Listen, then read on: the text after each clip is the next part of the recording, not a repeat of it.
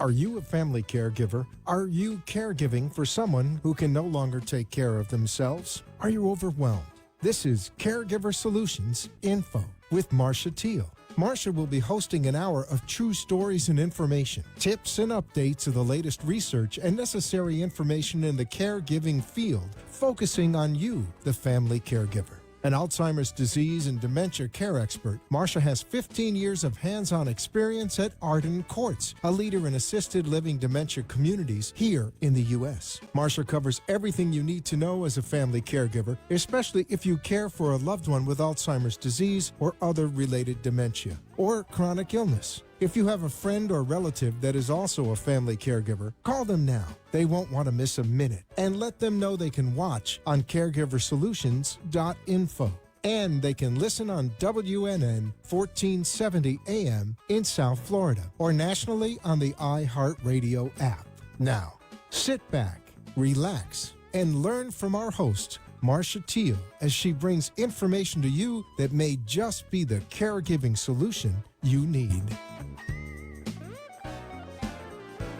Hello, and welcome to the Caregiver Solution Info Show. I'm glad that you could join us today.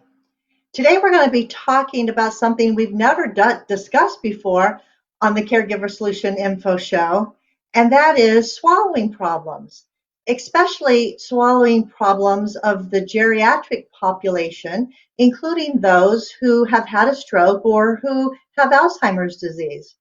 I think it's real important to talk about this because caregivers need to be educated and they need to be aware so that during their caregiving efforts, they might be able to notice the signs and symptoms of a swallowing problem and then know what it is and what to do about it.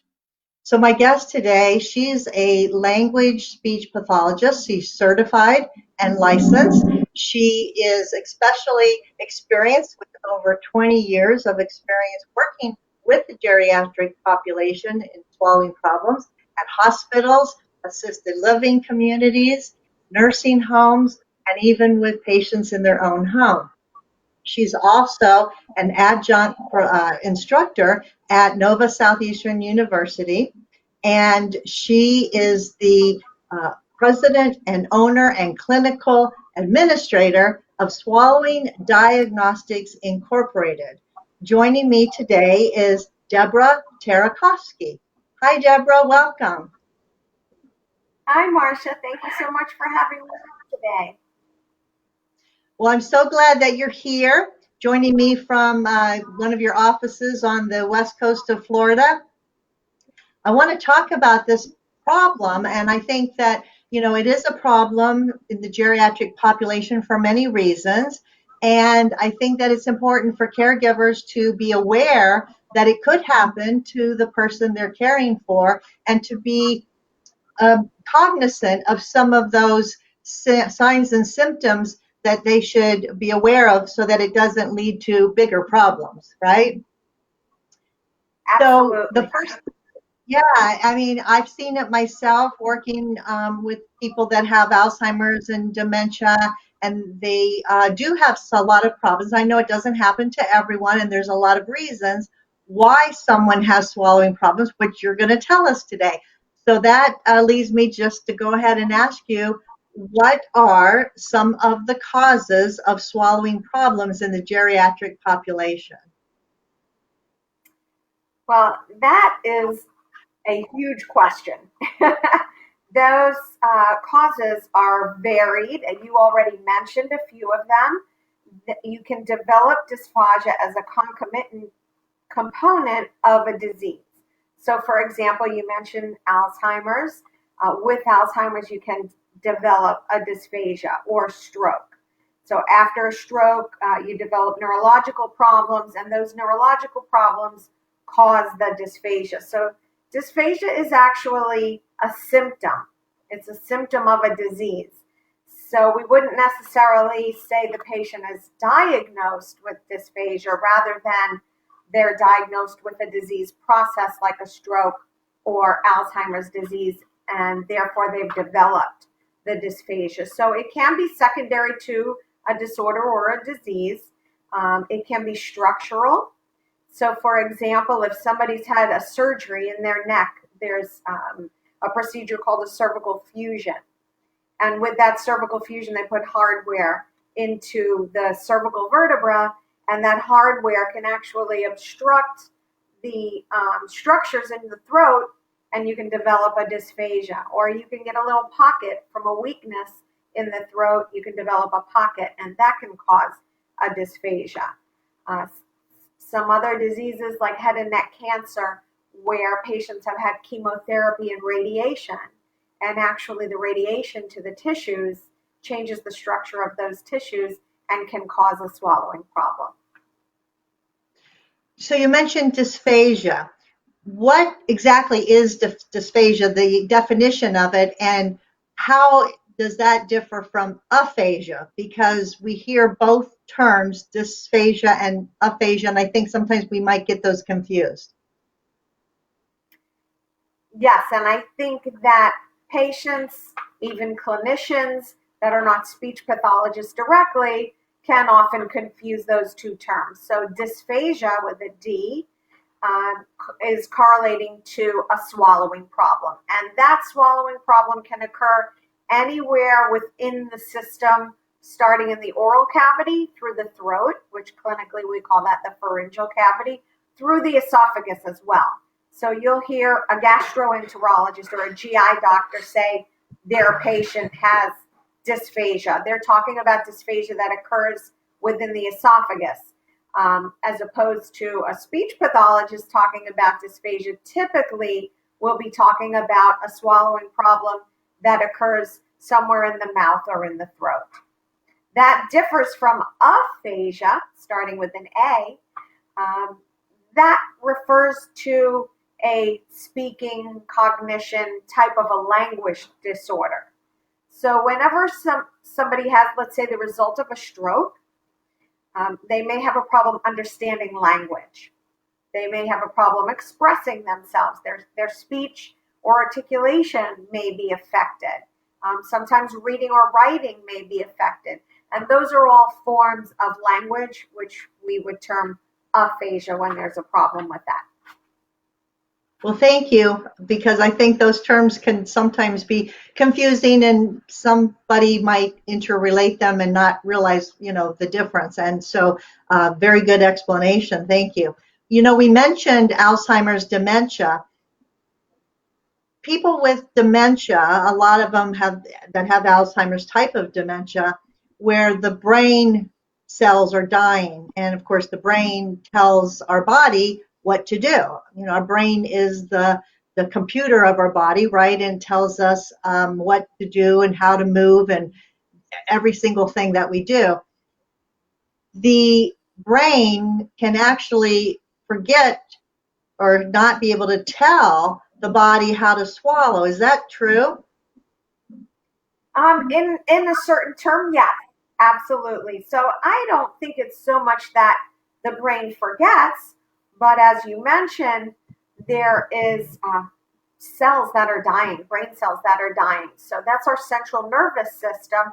And as it changes and loses function, then the function of the body is going to change. So that can impact a lot of different things. That can impact your sensory system. So if you think about driving in your car, you left the house, you weren't hungry, but all of a sudden you get the smell of something delicious, right? There's a restaurant, and boy, that smell, you can even smell it in your car as you're driving by, right? I think that's happened to everybody at least once or twice in their life. And all of a sudden you start thinking, well, maybe that's what I would like to eat for lunch or dinner. Or you might even say, wow, I'm hungry. I'm going to go to drive-through or whatever. So it can start with something as simple as your sense of smell.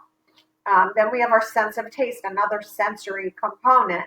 So if you put food or liquid in your mouth and your taste changes, that's going to change your ability to want to swallow, right? If you're used to eating something and it has kind of a bitter taste, let's say coffee, and now you've lost the bitter flavor, let's say, so the taste of the coffee is different.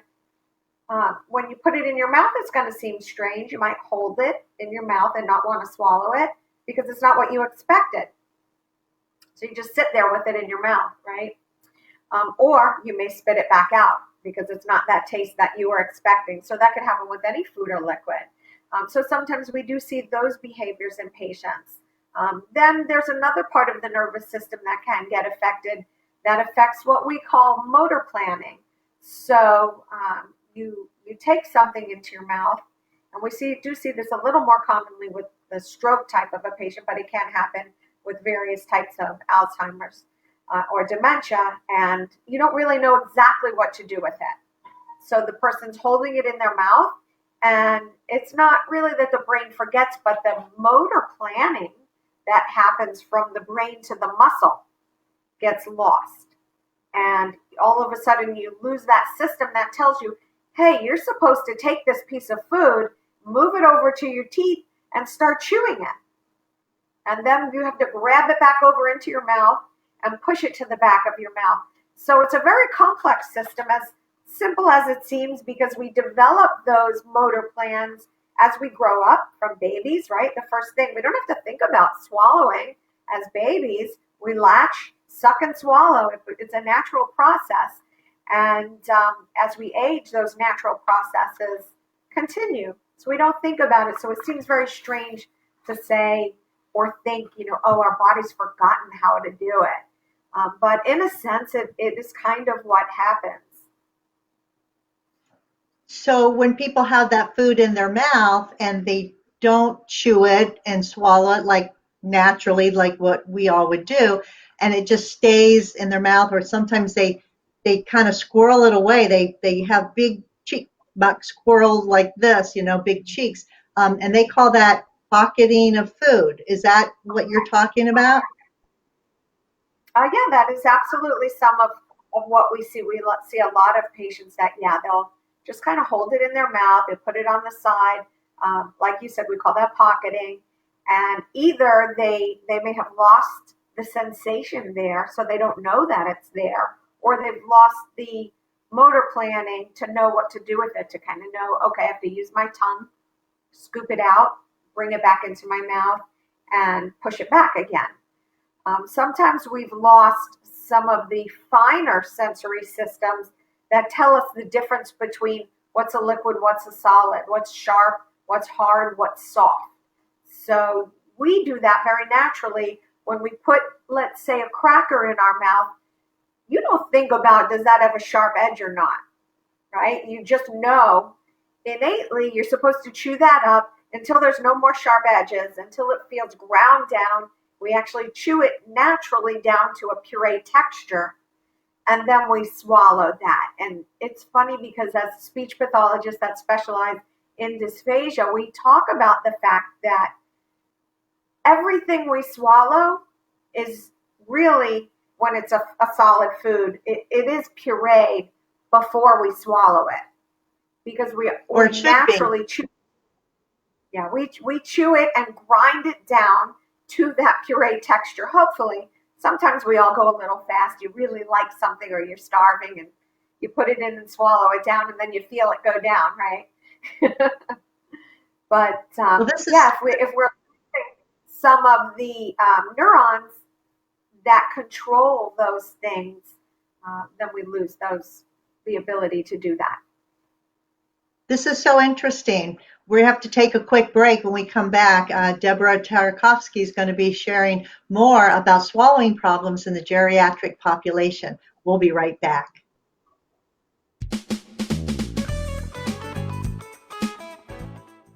Arden Courts is not just a place to live, it's a place to call home. Residential living combined with quality caregiving. This is the philosophy behind Arden Courts. Communities created exclusively for individuals with Alzheimer's disease and related dementia who would benefit from a safe and structured environment. For additional information about any of the unique services Arden Courts provides, call 888-478 2410 to locate a community nearest you. Inquire about our educational seminars, resource library, or support groups, or simply feel free to ask questions you may have about Alzheimer's and related dementias. At Arden Courts, we know, we understand, and we can help because memory care is all we do. Remember, call 888-478-2410 for additional information about any of the unique services Arden Courts provides. You are listening to your host, Marcia Teele, an Alzheimer's disease and dementia care expert on CareGiverSolutions.info. If you have a question or wish to share a story, call into the show at 888-565-1470 and talk with Marcia. Now, back to Caregiver Solutions. My guest today is Deborah Tarakovsky. She's a licensed and certified speech language pathologist and the president and clinical administrator of SDI, which stands for Swallowing Diagnostics Incorporated. So we're talking about, Deborah, people not being able to swallow their food, maybe pocketing it in their cheeks because they've lost that ability, maybe because of dementia, to plan that action. It doesn't come normal or natural to them anymore. What, are other signs? Obviously, if someone's pocketing their food and squirreling it away, that's obvious. You can see that as a caregiver. And then they're not swallowing, and that's going to have its own issues. But are there other signs besides that a caregiver could watch for in their loved one while they're eating that might tip them off that there are swallowing problems? Yes, absolutely. I'm glad you asked that question because you're right. Things like not swallowing, putting food in your mouth and chewing a little bit and just keeping it there can be obvious to the caregiver, or just not eating and drinking because the food is sitting there left on your plate if you only are able to get 1 or 2 bites down. But some of the little bit less obvious signs that a caregiver can look for is intermittent coughing or throat clearing throughout a meal. So if you're noticing your patient or family member just kind of clearing their throat like that throughout the meal, that would be a red flag that there's a swallowing problem. Coughing, robust coughing, of course, would be an obvious problem that there's a swallowing disorder. If there's changes in respiration, so in breathing patterns, so if all of a sudden you see an increased respiratory rate, that can be a symptom that some food or liquid has gotten down the wrong way. So as food or liquid gets in the lungs, there's less room in there, and you might see that respiratory rate increase. That's something that you can watch for. In the dementia population in particular, I'll watch facial expressions also. So sometimes people can't exactly say the way that they feel, but they know the way that they feel. So they'll get fidgety in the chair. Again, they're not eating as much, and you'll start to see some grimacing in the face. So, maybe like little grimaces when they're swallowing can be a symptom of a swallowing disorder. And then the obvious, problem, that you might see also, which could happen with you or I, if you feel something's going down the wrong way or it's getting stuck somewhere, you might actually kind of touch that area. So that's another thing that is a possibility. So besides not eating and not getting nutrition and not gaining weight or keeping your weight and being able to have the nutrition that your body needs to live, what are some of the other side effects that could happen if people have swallowing problems? What could be the dangers of that? Well, I think that you just mentioned some of the various serious dangers of it, like weight loss. So we don't probably think of, losing a few pounds as a serious side effect of anything. I could lose a few pounds right now, and I wouldn't be complaining about it. But if that goes on over a longer period of time, what we have to remember is how is the actual nutrition and hydration of that person being affected? So we need to eat a balanced meal. We've learned that since we were children, right? But that's something that's very important in order to keep our metabolic system in check, right? To keep our organs functioning correctly, we need adequate nutrition and adequate hydration.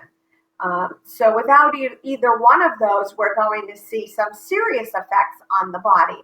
So if someone isn't drinking enough, which is very common with later stages of Alzheimer's, where people just kind of, they stop drinking a lot and they think they already drank enough and don't bother me. And I say all of these out of firsthand experience, as my mom had Alzheimer's dementia.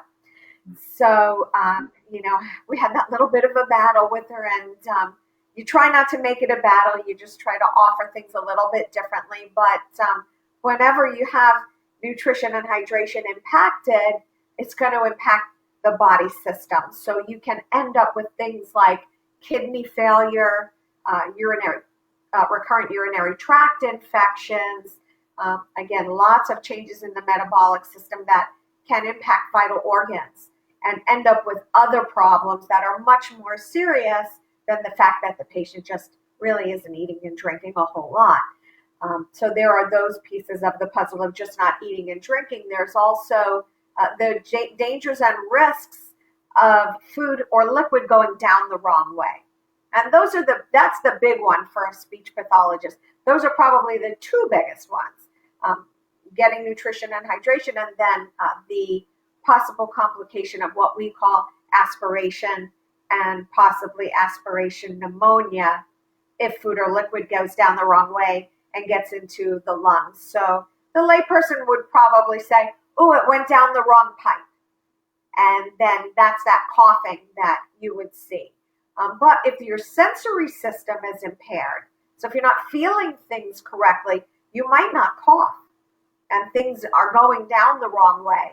So you have to look for subtle symptoms, what we were talking about earlier, some of that grimacing maybe, or respiratory rate changes. Spiking temperatures can be a symptom of having aspiration going on, what we call silently. So you might have heard the term silent aspiration, where you're really not seeing that coughing or throat clearing, or even like a gurgling sound to somebody's voice can be an indicator that things are sitting in the throat, sitting around the vocal folds, or passing lower down into the trachea and possibly getting into the lungs.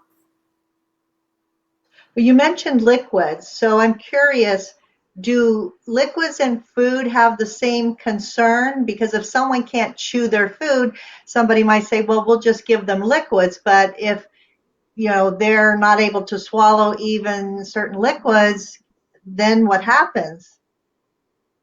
Right. So there are different problems that people may encounter with solids and or with liquids. So with solids, we have the problems that may occur in the mouth, in the oral cavity, with chewing, the sensory information to say, hey, this is what you're supposed to do with the food to actually swallow it.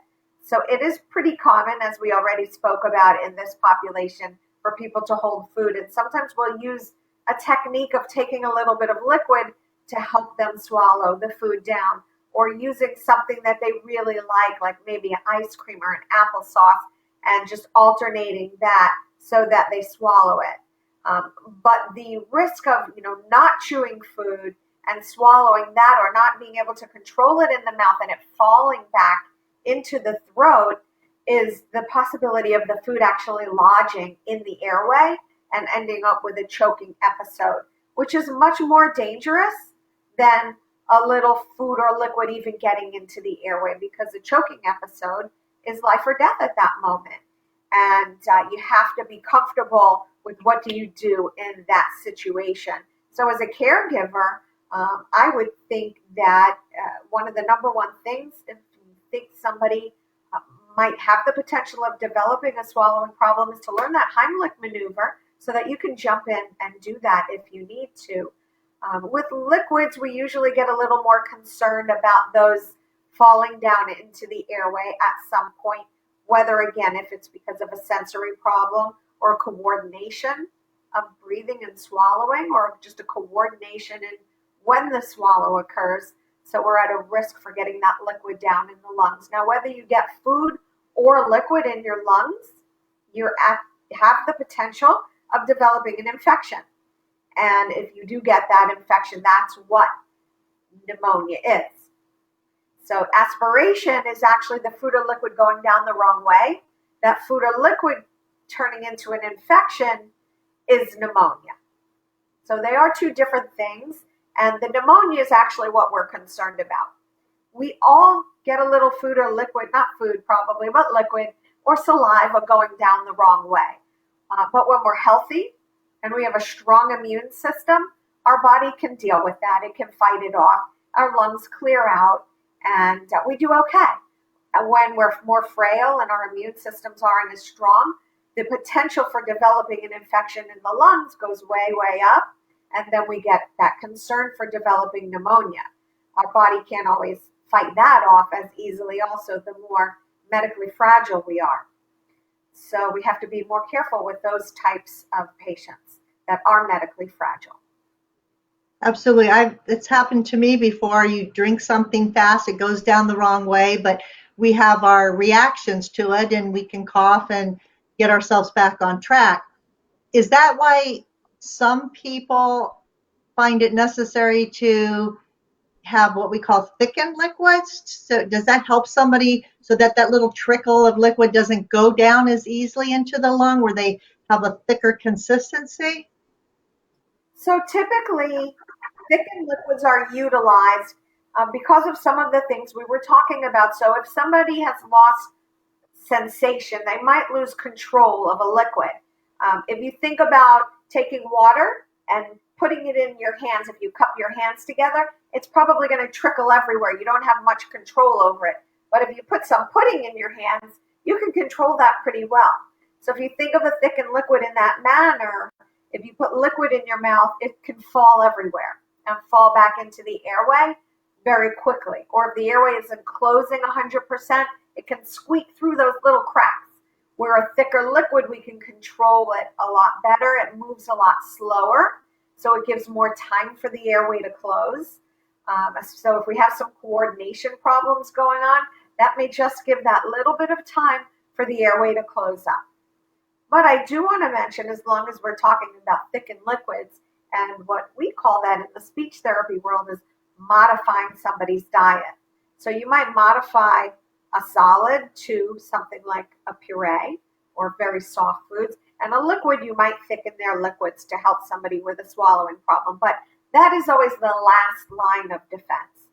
So we're always going to try to look at what else can we do here to make swallowing safe for the person, but keep them on food and liquid that's as close to normal as possible. So sometimes it's just a matter of controlling the size of their bite or their sip. So sometimes a larger sip can help, sometimes a smaller sip can help. Sometimes a certain texture can help. So you might want to cut the food up for the person, something as simple as that, rather than immediately looking at modifying the diet. Because something like thickening liquids can impact what we talked about before, which is if someone isn't drinking a lot, and now you're going to thicken their liquids, they might drink a little bit less.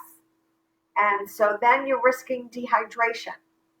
So you really have to balance that out and say, okay, what is the best course for this person?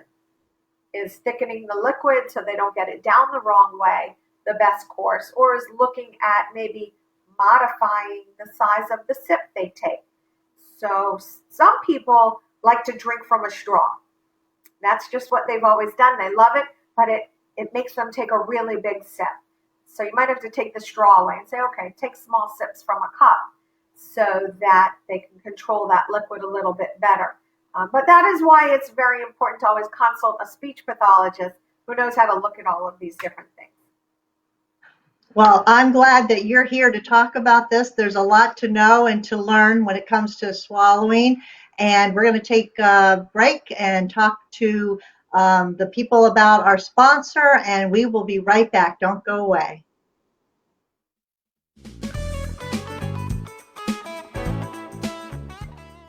Arden Courts is not just a place to live, it's a place to call home. Residential living combined with quality caregiving. This is the philosophy behind Arden Courts. Communities created exclusively for individuals with Alzheimer's disease and related dementia who would benefit from a safe and structured environment. For additional information about any of the unique services Arden Courts provides, call 888-478-2410 to locate a community nearest you. Inquire about our educational seminars, resource library, or support groups, or simply feel free to ask questions you may have about Alzheimer's and related dementias. At Arden Courts, we know, we understand, and we can help because memory care is all we do. Remember, call 888-478-2410 for additional information about any of the unique services Arden Courts provides. You are listening to your host, Marcia Teele, an Alzheimer's disease and dementia care expert on CareGiverSolutions.info. If you have a question or wish to share a story, call into the show at 888-565-1470 and talk with Marcia. Now, back to Caregiver Solutions.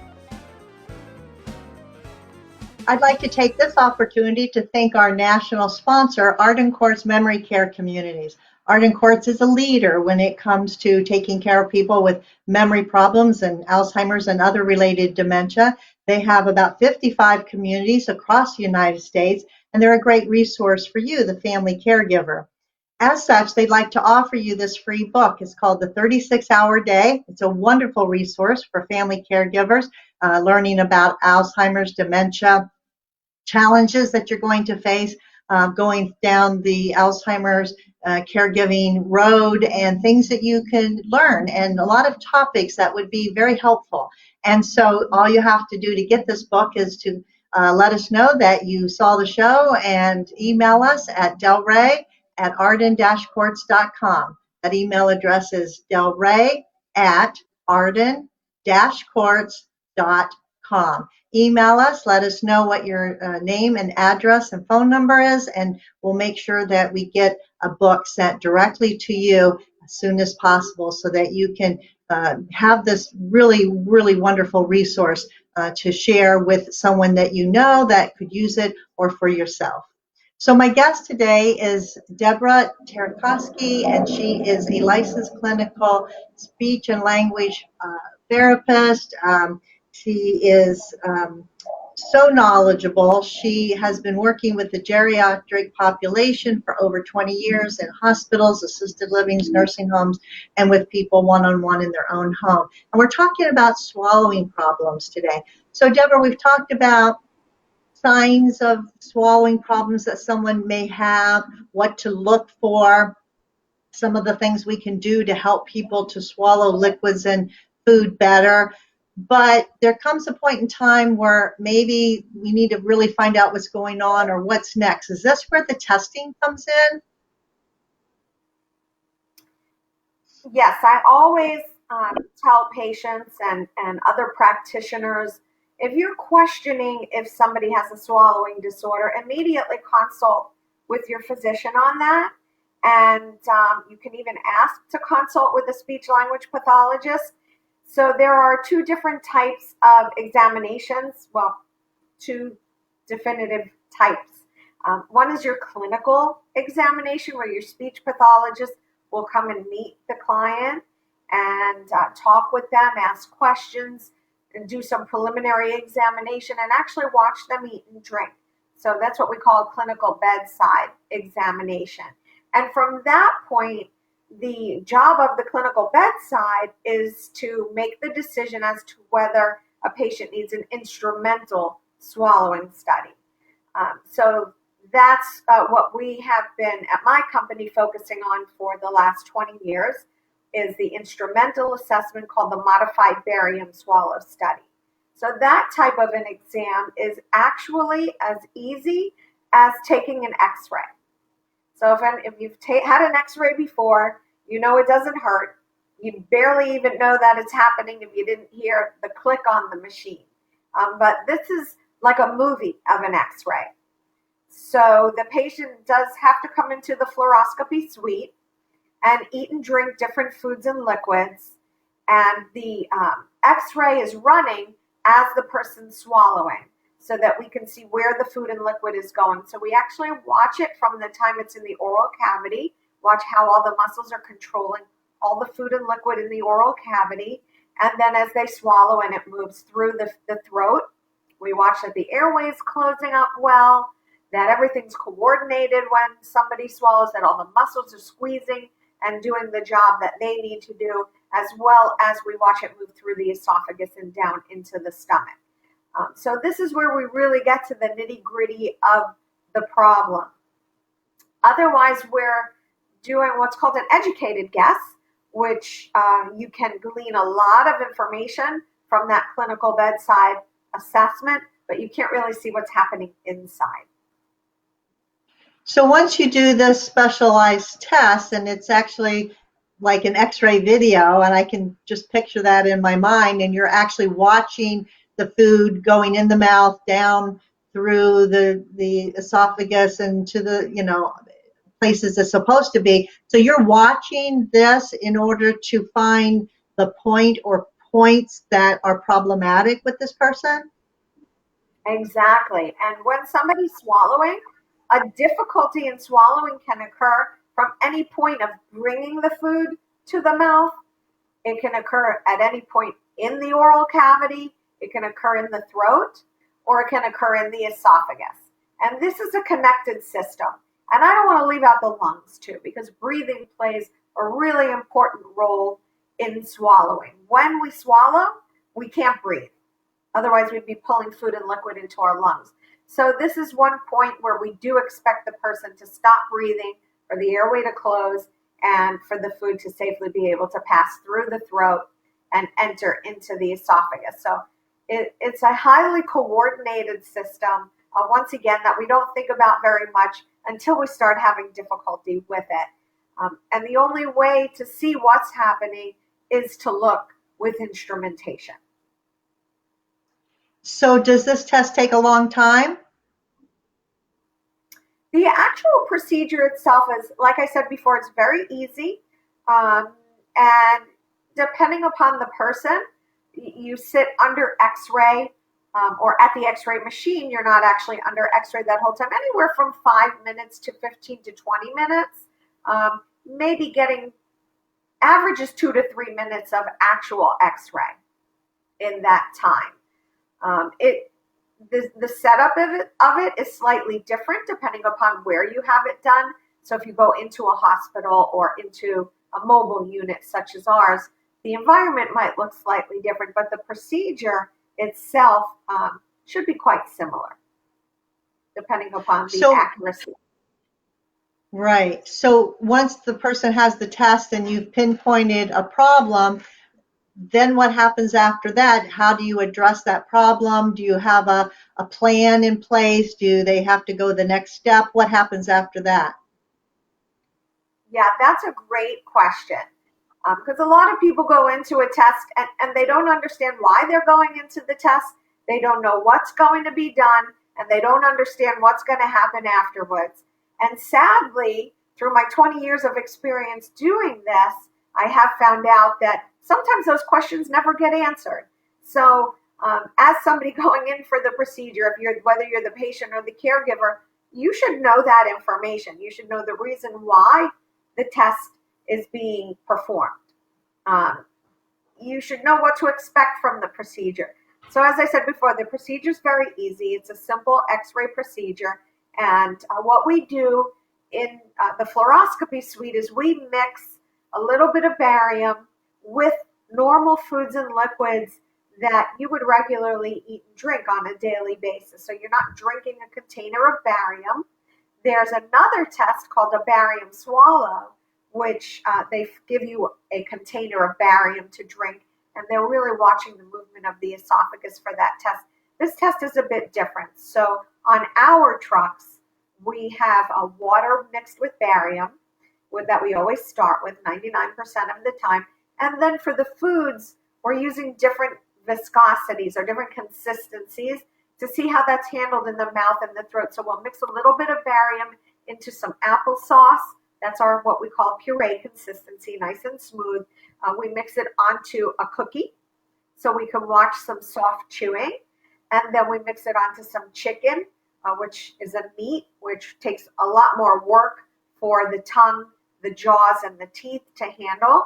And then we look at what's called a mixed consistency, where that represents foods that have a solid and a liquid together. Common things would be watermelon or boiled vegetables, cold cereal, things that you eat, a solid and a liquid together. And the system handles that quite a bit differently than a solid alone or a liquid alone. So we watch all of those under X-ray, and we're going to identify why something's going wrong, if something's going wrong. So is it a timing issue? Is something supposed to happen in a certain sequence and it's happening out of sequence or very slowly? Or are the muscles not strong enough to do the job that they need to do? Or is there a coordination problem? So we're going to look at all of those types of things under the X-ray to identify what the problem is. Once we identify what the problem is under X-ray, that's the time we're going to say, hey, what can we do about this when the person is swallowing to make it easier for them to swallow? So that can consist of some of the things we already talked about, like using a straw or taking a straw away, taking a big sip or taking a small sip. Or it could consist of a change in posture, like putting your head down or turning to the side. So those are some examples of some things we might try during the test. After the test, that helps us to focus in on what the treatment program is. So by the time I'm done with this procedure, I've already found out what the problem is and what I need to do about it. So do I need to do a diet modification? Or can I just try some of those compensatory things like I just said, put the chin down or use a straw? And then I'm going to be thinking about the treatment program. So how do I make this better, if I can make it better? What kind of exercises can this person do to try to either make the problem less of a problem or make the system stronger? And that's... Well, I love that. I'm sorry. That's okay.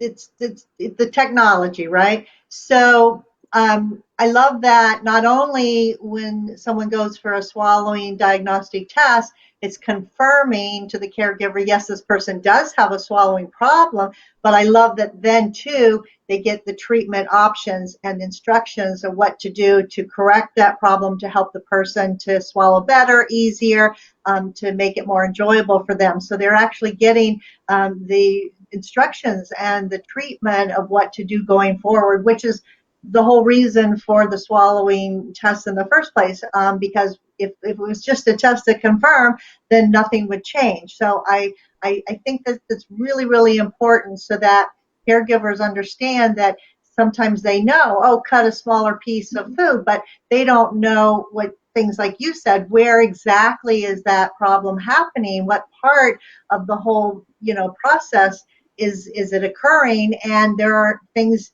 that are specific to do to that person, like turning your head a certain way, up or down, sideways. Too many things that a caregiver, should not try to guess on their own and need a professional in order to help this person. So I love that. We're going to take a quick break and we'll be back with more from the speech language pathologist, Deborah Tarakovsky, and we'll be right back.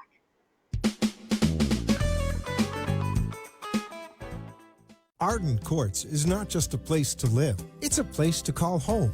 Residential living combined with quality caregiving. This is the philosophy behind Arden Courts. Communities created exclusively for individuals with Alzheimer's disease and related dementia who would benefit from a safe and structured environment. For additional information about any of the unique services Arden Courts provides, call 888-478-2410 to locate a community nearest you. Inquire about our educational seminars, resource library, or support groups, or simply feel free to ask questions you may have about Alzheimer's and related dementias. At Arden Courts, we know, we understand, And we can help because memory care is all we do. Remember, call 888-478-2410 for additional information about any of the unique services Arden Courts provides. You are listening to your host, Marcia Teele, an Alzheimer's disease and dementia care expert on CareGiverSolutions.info. If you have a question or wish to share a story, call into the show at 888-565-1470 and talk with Marcia. Now, back to Caregiver Solutions. We're talking about swallowing problems today, especially in the geriatric population, when people that may have had a stroke or may have a diagnosis of dementia. And my guest is Deborah Tarakovsky. She's a speech language pathologist who is an expert in this field for over 20 years, helping people not only to diagnose the problem, but teach them how to correct it. So, Deborah, thank you again for all this great information for caregivers to know. You mentioned a few minutes ago about a mobile truck, and I want to talk a little bit about that because traditionally people would probably go to a hospital to have this type of a procedure done, a barium swallow test, but you've been providing a mobile service for the last 20 years. And I was wondering why the mobile and are there any benefits to that? Yeah, that's a great question. In the mobile industry, I would say this isn't something that the general public knows about because swallowing problems are really a very small community. Most people have heard of strokes, but they haven't heard about dysphagia, even though they kind of go hand in hand. So when people think of a test that they have to have done, they do think immediately about going to the hospital for that test. And as you said, we've been doing this for 20 years.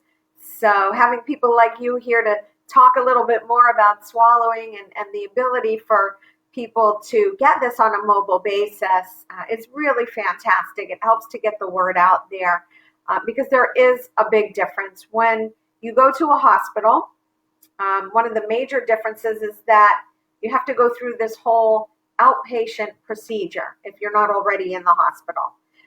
So you have to make an appointment and go and do a whole sign-in process and sit in the waiting room. And for most people that are elderly and have a swallowing problem, typically there are a few other things maybe going on with you medically that don't make that whole process so easy to go and sit in a waiting room for a couple of hours. Whereas with our mobile units, we do go to patients' houses. We go to assisted living facilities. We go to nursing homes where we'll pull up right into the driveway if we're going to somebody's house. And they walk out of their house, step on our unit, and we're right there ready to start the procedure. So typically, someone is with us for anywhere from 15 to 30 minutes, and the test is done. They have their results, at least preliminary results that we explain to them, and they're walking off of our truck having a pretty good idea of what's going on with their swallowing.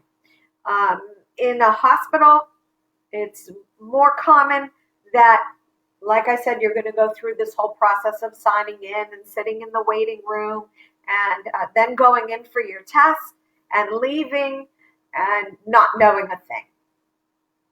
So there's a big difference there in the education level that you're going to get.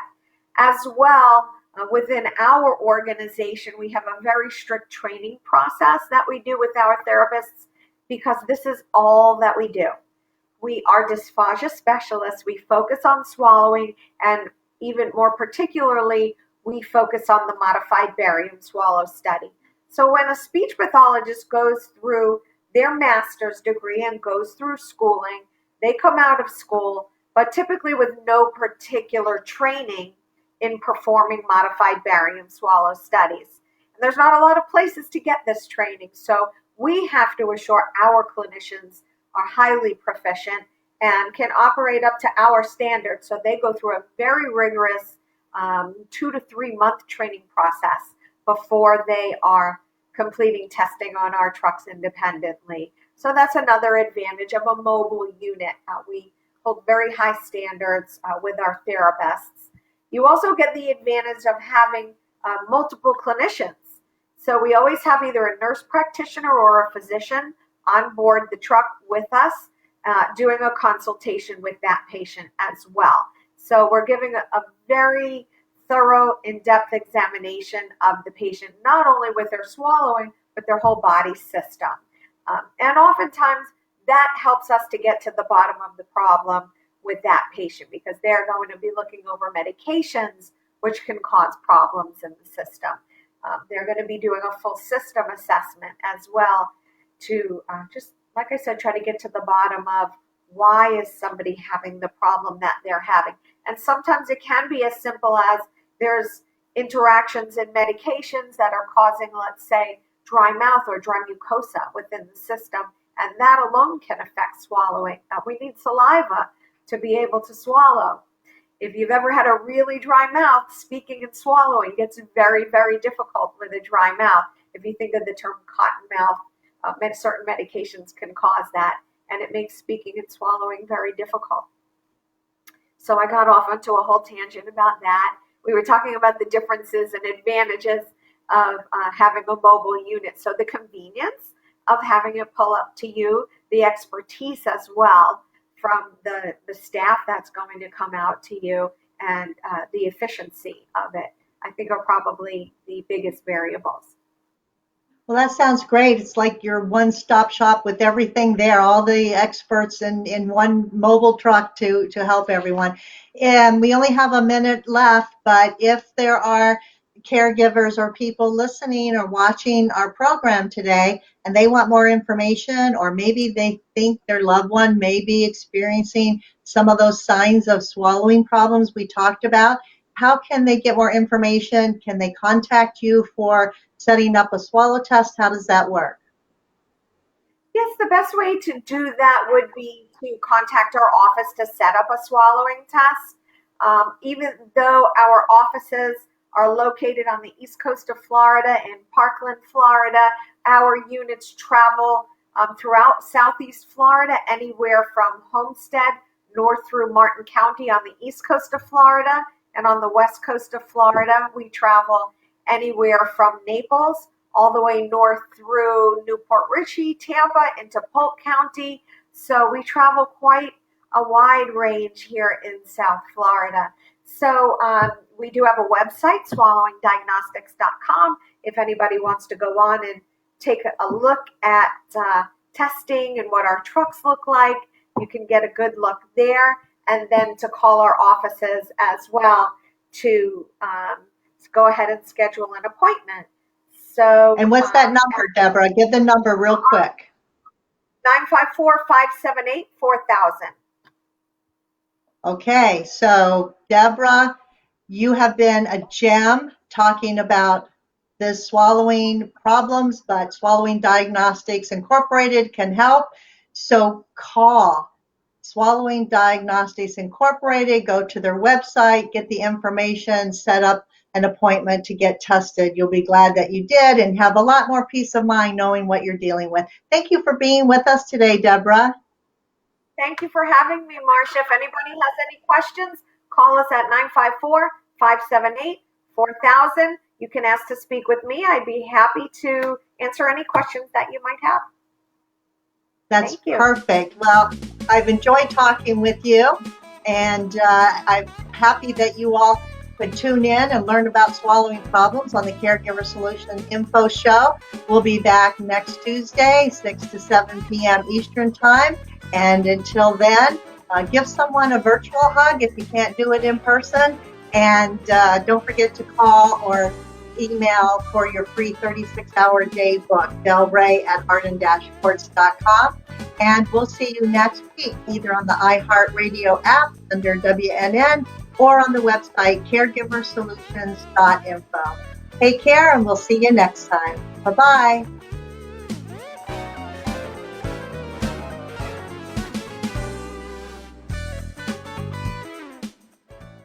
Thanks for joining us for this week's Caregiver Solutions with Marcia Teele. Join us next week. as Marcia, who has 15 years of Alzheimer's disease and dementia care experience, brings you more needed information to help with the care of your loved one. This show can be seen again on caregiversolutions.info, and questions can be left on the site, which may be used on the program to help others. See you next week for more Caregiver Solutions.